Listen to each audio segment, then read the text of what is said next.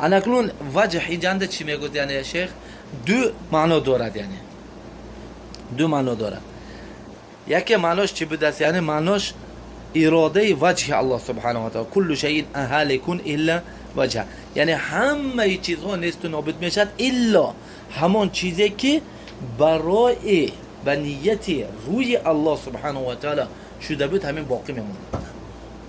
اخلاص یعنی عمل صالحی که و نیت نیک با اخلاص برای الله، برای روی الله کرده بودی، همین چیز چی میموند؟ یعنی باقی میموند. یعنی رسول صلی الله علیه و سلم یک گوسفند خانه میموند، میبیاد که ام المؤمنین عایشه رضی الله عنها چیکار کرده است؟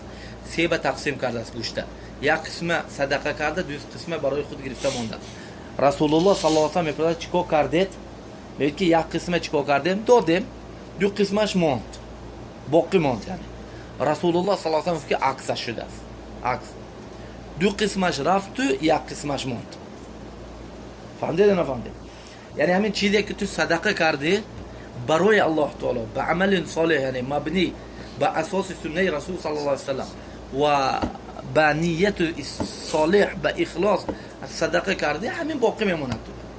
اما وای خوردگی یعنی امروز خورده فردا نیست، اما چی میموند؟ اول چیز اما کنه هیچ چیز نمیموند. یعنی الان این چیز یعنی هم بگفت که یعنی چی؟ الا وجه، الا چیزهایی که برای وجه الله تعالی انجام داده شدگی و این چیز هیچ وقت چه خلاف نمیشه، میایستد. و این چیز چه الله سبحانه و تعالی اگر طیبه که یک چیز حتی یک دانه گندم یک چیز مثلا حتی یک با اخلاص صدقه که کرده، الله تعالی وای چی میکند؟ یعنی دست راستش که قبول کرده چی میکند؟ وای کلام میکند. خیلی که اسب خورده کلام میکنید، تربیه میکنید، انا میخواد الله تعالی چی میکند؟ وای تربیه میکند حتی که چی میشه؟ یعنی مثل کوه بری میشه. و این چیز یعنی انا من چیز یعنی میگوید که یعنی چیزی که سیاق روایت هم بدل و میکنه ولا تدعو مع الله اله آخر لا اله الا هو كل شيء هالك الا وجهه. یعنی لا تدعو یعنی همراه الله تعالی دیگه چیزی رو یعنی چی عبادت نکن.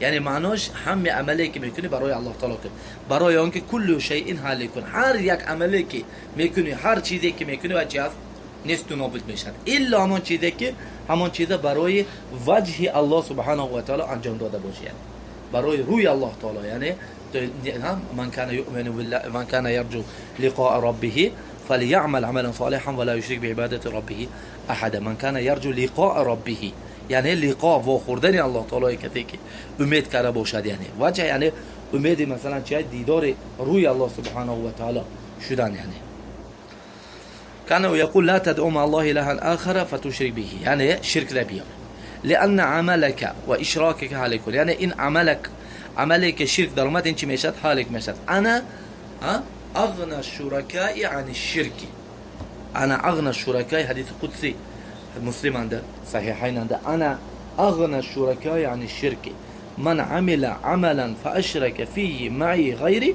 تركته. یعنی هر کسی که یک عملی رو کنه و یا عملش با همراهی من دیگری رو شرک بیارد، من خودش و عملش چیکار کردم؟ قبول نمیشد. قبول لئن اشرکت لا يحبطن عمله. اگر که شرک آوردی عملت چی میشد؟ یعنی باطل میشد، یعنی وای سودا بیکار میرد، یعنی نیست میشد. الا ما اخلصته لوجه الله، الا عملی که خالص برای روی الله تعالی کرده بود این چیزه، فانه انا من چیز باقی میمونه. لأن العمل الصالح له ثواب باق لا يفنى في جنات النعيم. عمل صالح هیچ وقت چی میشه؟ یعنی فانه نمیشه، دائم باقی میماند در جنات نعیم.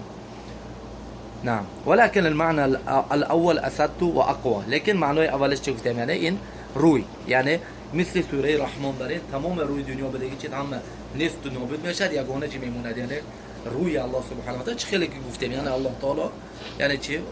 یکی از صفاتش چی هست؟ روی هست. همون الله سبحانه و تعالی باقی میمونه. و على طریقه من یقول بجواز استعمال المشترك في معنیه. معنی چی؟ یعنی مشترک فی معنیه، یعنی یک کلمه یک چند چیز به اشتراک دارد. فهمیدید؟ یعنی بجواز. بعضی مثلا چی گفتن؟ یعنی این چیزی چی یعنی اختلافی بین اصول علمای الاصول، بین علمای الاصول اختلافی. قول راجح المهم یگان چیز یک کلمه یک چند معنی دارد. اگر همین چیز یگان چیز ترجیح نکند همه چیز باقی معناش قبول میکنه. مثلا رسول صلی الله علیه و سلم میگوید که لا یمسن القرآن الا طاهر، یعنی قرآن فقط غیر طاهر دیگه کس به دست نگیرد. طاهر یک کلمه طاهر، لیکن معنای چه دارد؟ طاهر یعنی چی؟ از طهارت اصغر، طاهر از طهارت از نجاست از حدث اکبر. طاهر معناش چی؟ معناش از سر لباسش، یعنی لباس مثلا نجاست های دیگر چند نجاست نه وای طاهر میشه. طاهر مثلا معنای چی؟ وای المؤمن سبحان الله ان المؤمن لا ينجس، یعنی مؤمن طاهر. دیگر چهار معنی، یعنی کدوم همین در نظر دارد. یعنی فهمیدید؟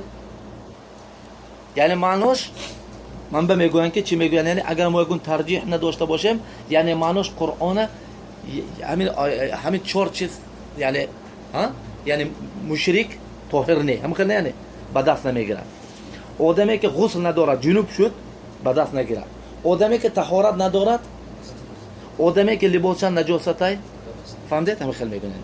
از شاهدی مسئله دیگه این مسئله یعنی موضوعش دیگه. مثلا همینجا مثلا چی میگوید؟ یعنی بجواز استعمال المشترک فی معنیه، یعنی یک کلمه مثلا یک چند چی دارد، یعنی معنا دارد، همه معنای چی در بر میگذارم. یک کلمه ما اینجا یعنی اینجا مثلا الا وجهه یکم دوی معنای چی میکنند؟ ما فی مشکله. نقول يمكن ان نحمل الايه على معنیه اذ لا منافات بینهما. هر دوشم از شاهد چی میکنیم؟ یعنی ما اینجا الله تعالی بر روی اثبات میکنیم. الله تعالی یعنی چی به دست روی داشته است که ما هم روی چی اثبات میکنیم.